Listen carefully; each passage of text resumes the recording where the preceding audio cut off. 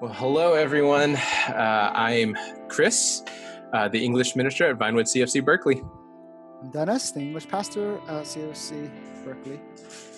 And this is actually a special episode, kind of a bonus episode on our podcast, Heard It Through the Grapevine. The goal of this podcast is always to encourage you in your faith and knowledge of God by giving you biblical and theological clarity to your questions about faith and life. Now, this wasn't a question that was submitted, but we felt called, especially as the pastors of CFC Berkeley Vinewood, to really address this issue. And the issue is racism. The issue, especially that we want to address, and just have a conversation, mainly about how we're feeling, is on just kind of the past month or a month and a half or so of just things that have popped up on media and have been highlighted in regards to racism, especially towards blacks. And we really want to talk about that. With George Floyd, Ahmaud Arbery, and I'm sure that there's so many other things that just haven't been recorded or captured, and we just want to talk about that as pastors. And I'm sure many of you are curious about what we think and how we should act and live. And so, yeah, Dennis, did you want to take it away? Yeah, I mean, we're just pressing record and just having a conversation. Yeah. It's going to be super raw. I think there's like a lot of thoughts that are not fully developed, but I do feel like it's important that we talk a little bit about it because Yeah. it is important. I think Chris and I, you and I, we were just talking about how we were feeling about it, and it's just been really, really, I don't know. Like I want to say surreal, but it's not because it's just like again. You know what I mean? Like again and again and again and again. And Yeah. um and I think we were talking a little bit about it's like we feel angry but also detached at the same time because we just have that luxury to be detached because we don't have to personally go through those things. Um I think when I first saw it, I'll just maybe just start talking about when it first popped up, and this was like before it started like flooding my timeline or Yeah. whatever. I follow I follow Eric Mason. He is a pastor in Philadelphia, I believe, at Epiphany Fellowship, Okay. and he posted it online, and I just saw this video and it's like right off the bat, like, oh man, it's like another police brutality type of thing, and I was just like, man, I can't believe this, right? And so I'm watching this, and I just saw, it's just like on the comment was just like, and he died from this, right? And no one knew what's going on, and I was like, Yeah. oh, what is that even? No, I don't know. I just started watching it, and it was eerie for me because I feel like this was so different from uh, the other videos because and just not that long ago we saw, right, Ahmaud Arbery literally get hunted down and shot, and that's just like brutal and gruesome. It's like that's but you can feel the emotion and the hate from, or just whatever these men were feeling in hunting this young man down, right? And this one was different. Right, because all the other videos are like screaming and yelling and all that stuff. There's a lot of heightened emotion and all this stuff happening. This one felt different because it was just like prolonged, right? Like the officer just had his knee on George Floyd's neck and just Didn't care. like wait, yeah, Yeah. and then Yeah. just like oh my goodness, right? Like there wasn't like a lot of screaming or yelling or anything. Right? It just, and it was just like, oh my gosh, I'm watching this man slowly have his life taken away. Mm-hmm. This is much. I couldn't even explain it, you know, because when if you like just like click on and you watch a little bit and you leave, you're like, oh my goodness, I can't believe this guy would treat them like that. And you leave and you might not think of this person would die, like what, you just don't think too much about it. But if you're watching, you're like, I'm watching 9 minutes, and the conclusion, if I recall, like it wasn't like any, I mean, it was just, I don't know. It was just really, really, um, it was crazy because of how like how it happened seems so it's not even the right word to use, but like so quote unquote peaceful. You know what I'm saying? Like it's just Mm, so not peaceful is not the right word. Just like quiet.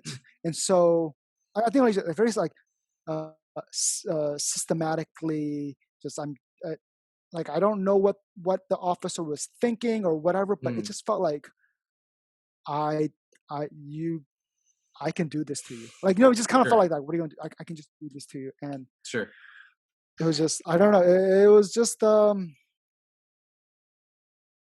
for me, it just felt different watching that. And I can see why people were like super upset. Mm, And like, more than a tipping point, it's just like, dude, like you know, I think a lot of times people would argue for the cops and like and say things like it's a high, it's a tense moment. They have only seconds to make a decision. You know, like they'll say things like that, like, well, it looked like that person was like grabbing for a gun. You know, like they'll say all these things like, well, they have to react very quickly, and so that's why we need to give them more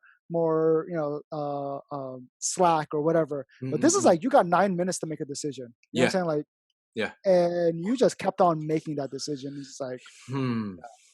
yeah, I think Yeah, that's just kind of like was what was very, very frustrating. I see. Yeah. Yeah, I when I saw it, I think if I'm really honest, at first I was numb because like you kind of like you another police Hmm. brutality incident. Great. Or another not even police brutality, but it's more like white and black. Right? Cuz the officer was white. Hmm. And when you see the image uh, at first it's just like okay, maybe perhaps standard procedure, right? You hold the guy down, but then when you start watching the video and how long it is, I was like, man, is that necessary? Hmm. Hmm. Hmm. Regardless of the crime, Hmm. right? Hmm. He can't do anything, Hmm. you know um and I think that's when anger started swelling up in me. I just how does a human life deserve something like that, Yeah. right? For Yeah. 9 whole minutes, neon. And I saw a clip, and it was and you kind of just you have to listen carefully, but it's close to the end of the clip, and George Floyd is just calling it like he just no longer talks, and he's just kind of breathing heavy, like gasping for air. Hmm. And then the person filming is like, "So how long are you gonna do this?" And then Hmm. the cops just like, "Kids don't do drugs."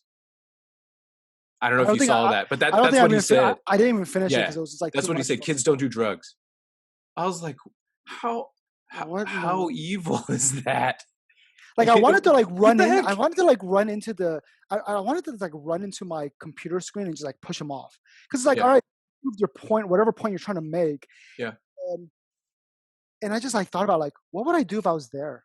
yeah, And, like, can if I run and push him off, I I'm going to get arrested. I'm going to. yeah. I mean, that we can't keep the police accountable without getting in trouble ourselves. Sure, And absolutely. then having three other cops around, just kind of like whatevs, right? Yeah, And then yeah, finding that there's like what one or two Asian American cops, and just like what is going on? Like yeah, just what yeah, is going on?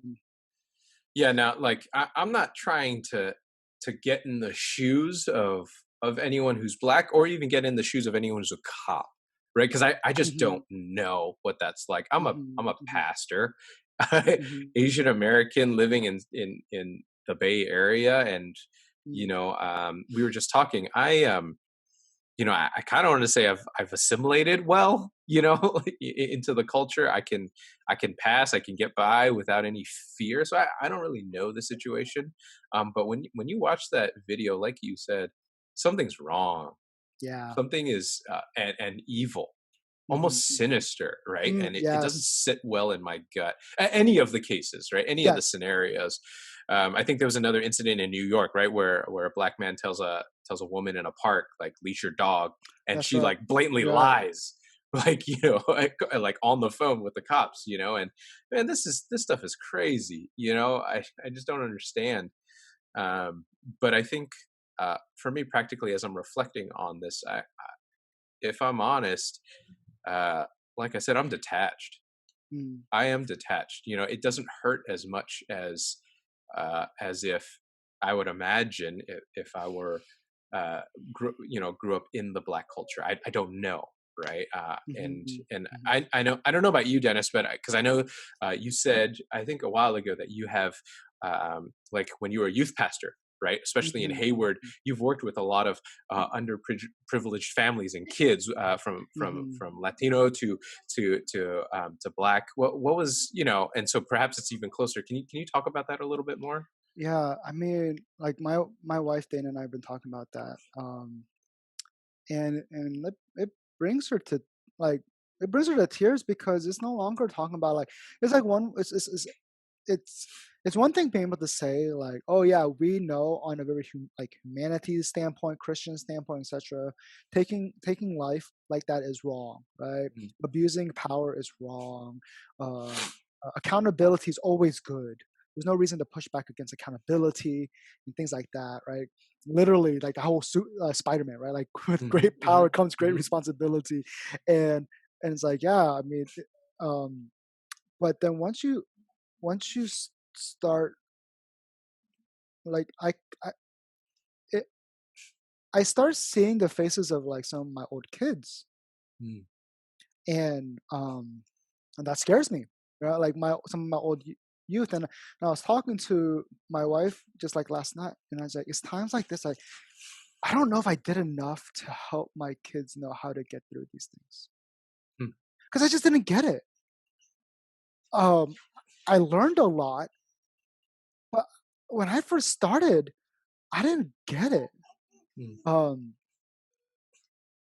and like their struggles and everything I and part of it's like you have to understand when you're spending time with middle schoolers and high schoolers, and even some of them are like, we got to know some of them even in their elementary school years as well. It's not like you can go and ask them, mm, how do you feel, or can you articulate your anger? Like you can't. They're kids, right? You're really going to ask a kid to like explain to me the brokenness of systemic racism that you're feeling? Like you can't, mhm, right? mhm. And so it's like really on me to figure it out myself. Um, and it's hard to yeah, just sometimes it feels like, man, I wish I was able to help them more and talk more about this. Um, um, yeah, like I didn't grow up scared of the cops. Like I I'm ever since I started driving, I was like very annoyed at police officers, right? Because when I'm speeding or anything like that. But whenever they pulled me over, I was never afraid. I was never afraid to show emotion, whether I'm frustrated, right? Like I can't believe you pulled me over. I was never afraid to show emotion, even though that I felt like there was times I was pulled over wrongly.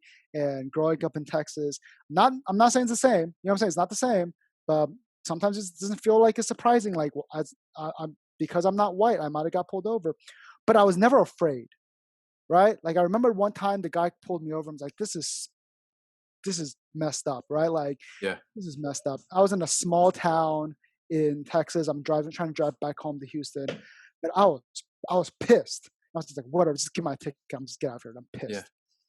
But I was not afraid. You know what I mean? And that was like that's the major difference. I wasn't afraid he was going to pull me Mm. out or do anything to me. We tried to run from the cops once, driving through Oh Texas my again. gosh. Uh, it was such a stupid idea, right? College kids were like, Yeah, "Oh shoot, the detector went off. We're trying to drive. We're driving cross country, and we pull over. I run a stop sign, and crap, he's following me. And I finally get to residential. I stop, and they're pissed at us yeah. for trying to evade them. But I was not afraid, Mm. right? I was not afraid. I never thought about that, and I think that's like a whole different world to be afraid of Sure. the people that are technically supposed to take care of society. Yeah. Um, I think a lot of people. or I don't know about a lot, but I know like you've been hearing some people from our congregations like, I want you to talk more about that. What are we supposed to do? And things like that. And our congregation, where we're coming from, we're Asian Americans, right? Like Most of 99% us, of yeah, our Asian, most of most us, of yeah, our Asian Americans, or they're Asians that came to school, like come, for school. Um, and I mean, I know that they want us to discuss this a little bit. I think that's partly why we're just even having this, because just like, all right, here's my, just just pour it out. It's like, this is how I feel. yeah. Um, I mean, I was thinking a lot about that. Like, we're talking about like how, well, what they want some, I don't know, they want us to talk about it. They want to know what to do about it or whatever. And I think Yeah, maybe we can just talk a little bit about that. sure. Yeah. Yeah, I think Uh, what comes to mind, yeah. yeah, when it comes to what can we as a church do, or how can we process this? I mean, most of what we're going to talk about obviously stems from a biblical foundation. I don't think we're going to bust out passages right now because we've been talking about this. Some of you listeners, feel free to go back a couple episodes and listen to our conversation. Obviously, the scenario was in regards to racism towards Asians, which is a completely different kind of scenario. But there are some principles in regards to racism and how God sees humanity, right?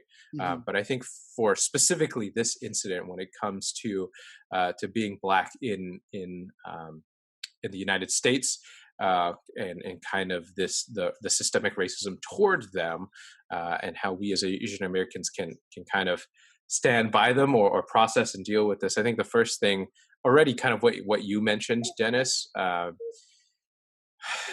I want to be careful with this. Don't just bombard your black friends, but um, know the story was one of the Hmm. principles that Pastor Helcon brought up. Not necessarily the history, obviously that is very important to know, but know the stories of some of your black friends, right? Hmm. Get to know them. What is how are they feeling right now, Hmm. right? And don't insert your feelings, and don't even say like, I understand, I can put myself in your shoes. No, that you can't, right?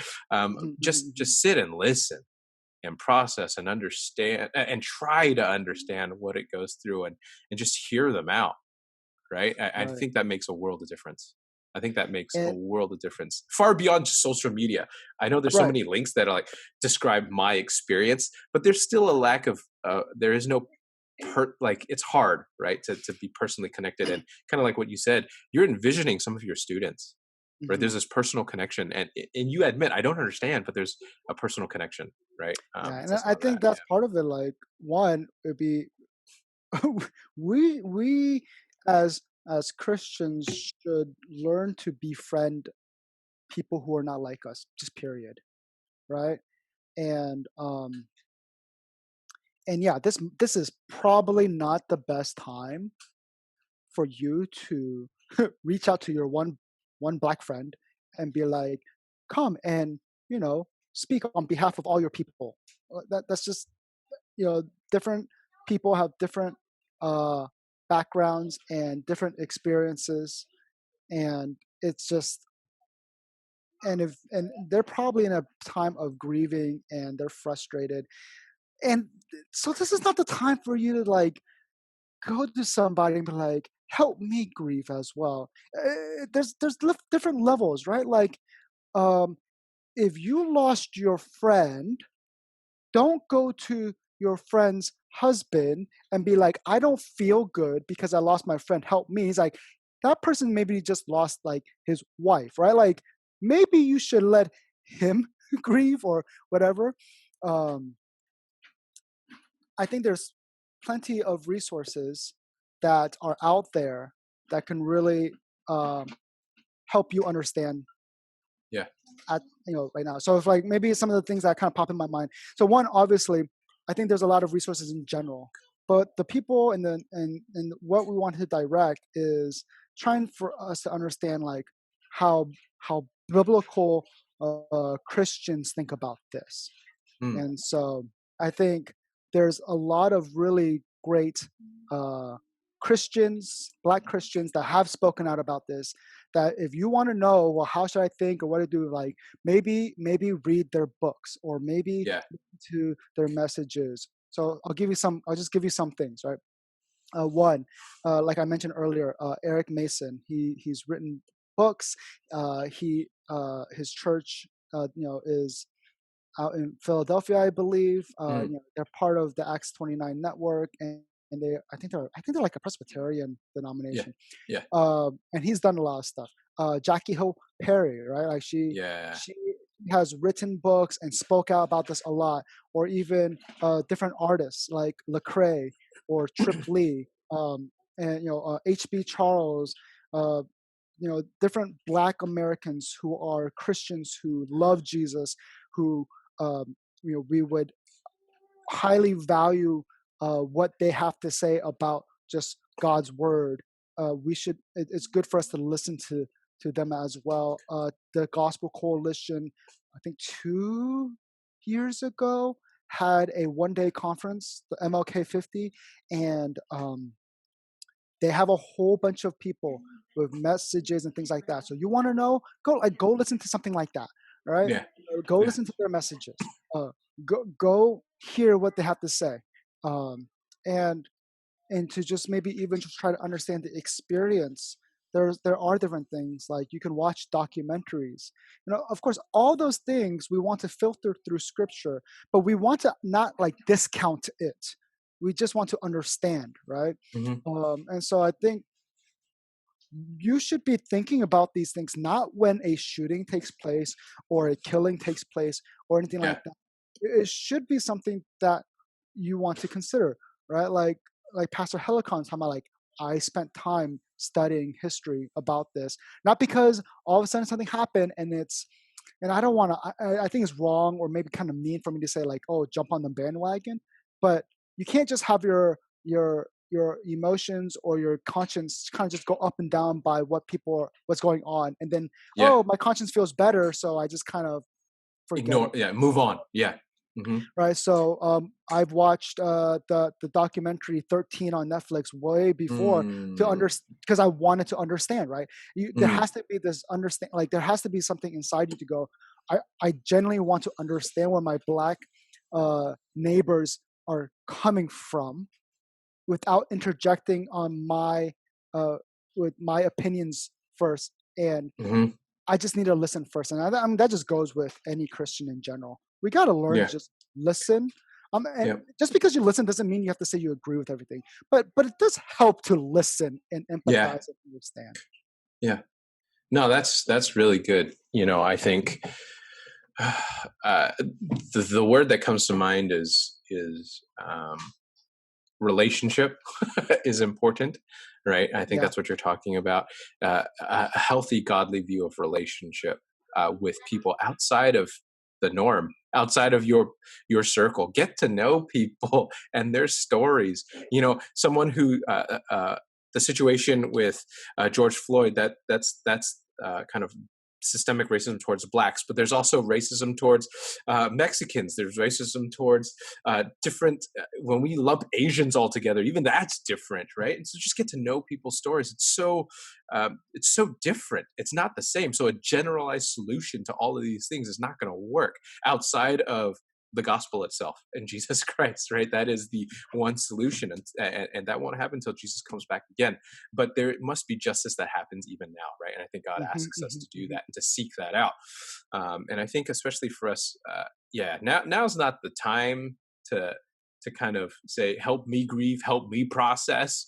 Um, but I think right now, the best thing that you can do is actively seek to understand, Hmm. right? Seek to understand what's going on from books. If you're not into books, I think uh, I was mentioning this earlier. There's a movie that just came out, Hmm. Just Mercy. I haven't watched it, but I heard great reviews. And actually, the producers of this movie just made it free. Yep. on Amazon, on all outlets for the month of June. And really, what this is, it's a true story that follows a young lawyer, Brian Stevenson, and his battle for justice as he defends an innocent man sentenced to death, um, and it's an innocent black man. And Hmm. kind of just how racism plays into Hmm. that scenario, and that's pretty much real life. I would Yeah. imagine, right? I would imagine it's real life for many of our Black brothers and sisters in Christ. And so, um, yeah, educate yourself. I think is the best thing that you can do right now, especially during this tense time. And I think the other thing, like you said, if it's okay. I don't want to say that it's right or wrong. Helcon said this: God puts upon your hearts a burden that is unique to you and specific to you. And it's not saying that you shouldn't stand up for Black lives. But each person has a conviction towards one way or another. Some people have a conviction to share the gospel to a specific demographic, right, of people. Not all people, but specific. And I think same goes with justice. I think if you really want to process and do something about this, don't just let it pass. Right. Study it, do some research, get to know this. And I think the other thing that we brought up was prayer, but a Hmm. specific prayer. If this is really bothering you and you're asking God, what should I do? Continue to be on your knees and don't let it stop. Ask God, break my heart for what breaks yours. Hmm. Open my eyes to see the hurt and the pain that you are feeling, God, when it comes to this injustice, especially Hmm. towards Blacks in America. I think And you'd be empathy. surprised. Yeah, I think You know? empathy is incredibly important, and empathy comes from hearing and learning and listening. Yeah. And just because, like, are there things happening right now that may or may not be incorrect ways of responding, right? Like people want to talk about the looting, people want to talk about the rioting, people want Mhm. to talk about the violence that happened, people want to talk about, well, look at these cops that got shot and killed, et cetera, et cetera. Yeah. Uh, we don't need to address all those things right now. Like for us, for me personally, you know what I mean? Like I don't need to right off the bat and go, yeah, yeah, yeah, this is bad, but like no, just because you don't address it right away, it's not saying like you agree with it or think it's right. Mhm. Just like I think for me is I always have to learn to be very slow to speak, right? Slow to anger, quick to listen, and when you build a trust and a relationship and empathize with that, it brings something different to the table versus here's some Mm. random person that's like, I just want to give my opinion. I was talking like so like my wife and I've been talking about this a lot, and I told her, I was like, it's just a lot, right? There's just like so much information coming and there's just a lot. And I Mhm. told her, Mhm. you know, um, when I was watching the riots in Hong Kong, just what, like, not that long ago, Yeah. A couple when they weeks ago. broke Yeah. it, when they not even a couple weeks ago, I'm talking about like a Oh. year ago, like when Oh. I see. I see. right, I see. they've been rioting all before coronavirus, like Yep. the protesting and all that stuff, Yep. umbrella movement, etc. I was like, when I watched them riot and when I watched them break into the courtroom and spray paint the stuff and cry for justice and saying it's evil, um, my initial response wasn't that's so wrong. My Hmm. initial response was, yeah, because like the government there is oppressing the people. Like I felt Mm. justified, and I'm not saying that it's right or wrong. Like, is it sinful to do all these things? Probably, what I mean. Like, I think there's so much going on, nuance, but it's I just wanted to like acknowledge and recognize when I saw that my initial reaction was feeling justified, not feeling like they're doing something wrong, because Mm. I felt like, yeah, man, the injustice that they're facing right now is so great. Mm. It's the whatever side of me that's like, yeah, stick it to the man. You know, what I mean? Like that's how I Sure. felt, and it was just kind of But like they're those are your just people. yeah, my people. That's the thing. It's like Yeah. raw. It's just raw emotions. Yeah. I'm not making a moral judgment. It was just like my raw Yeah. emotions. I Yeah. felt like I don't see anything wrong with that, But Mhm. then it's like easy for people to like look at what's going on. I'm not saying those are right either. You know what I mean? Yeah. Um, Yeah. and I'm not saying that it's okay to take a whole bunch of stuff or whatever. But there's probably there's people out there that probably felt the same way I felt when I saw my people Yeah. being oppressed and responding in that way. And and Yeah. and and it's okay for me to say I can understand why you respond that way without saying like that's the correct way to Yeah. respond or Sure. that's the healthiest way to respond or any of that. I don't need a Yeah. I'm not making a moral judgment, but I'm going like, oh, well, that helped me understand why they would not Mm, feel mm, so upset about this. And I sure. think that just helped me like go, okay, well, I'm just getting to understand those raw feelings and emotions that they have. Sure. And so Yeah. I think it's just like things like that. We have to be able Absolutely. to, uh, because the reality is not like whatever we say or don't say online would help or deter Yeah. riots, protesting. Like but I think it's kind of Yep. going, okay, we're really just the audience right now. Yep. So maybe we can try to understand the side that keeps on saying you don't understand me, right? Like there's literally Yeah. the black Yeah. side, the blacks in this country, like we feel oppressed. No one hears us. No one understands us, and we're kind of like, yeah, we get that, but. And I was like, okay, maybe it's just time that we just Sure. we can talk. The conversation doesn't have to end, but we don't have to immediately jump. Let the conversation play itself out. I think, Mm, sure. and when people are upset, right? When people are frustrated, the first thing you do is not going, hey, watch your tone of voice. You know what I mean? Right? Yeah. Seriously. Yeah. Like if you're upset and you're yelling, you're upset, you're expressing emotion like, Chris, I understand that you just, lost Mm. your whatever loved one, but maybe don't yell at me. You're like, dude, Yeah. what the heck? Right? And I Sure. think there's just like Sure. something to be said there. Yeah. Of course. Well, I think that's really all the time that we have for this part. Like I said, like Dennis said, we're still processing. We're still sitting with this. We're still keeping track. But I think one of the things that both Dennis and I feel like we need to communicate to all of you, especially the listeners, we live in an era where news comes within minutes, seconds, even of an event happening, right? And I remember watching someone say, less than 24 hours of the death of George Floyd, people were already ready to protest for systemic racism issues without even lamenting the death of a Mm, child of God, right? mm, Like, you're not even, he wasn't even buried. You know what I'm saying? He was still in the morgue. You know what I'm saying? I bet you some people were ready to protest about systemic racism when he was still on the ground, right? You're not even going to allow uh, the life of an individual that was taken, murdered, to just let that sit with you, right? And lament and to ask God, when are you coming back again? Like, and pray for the family, thinking of the family. I've not heard anyone like really talk about like, you know, praying for the family of what they're going through and all that stuff. As a matter of fact, the family has to say something about the rioting and the protesting. That sucks, man. That should not happen.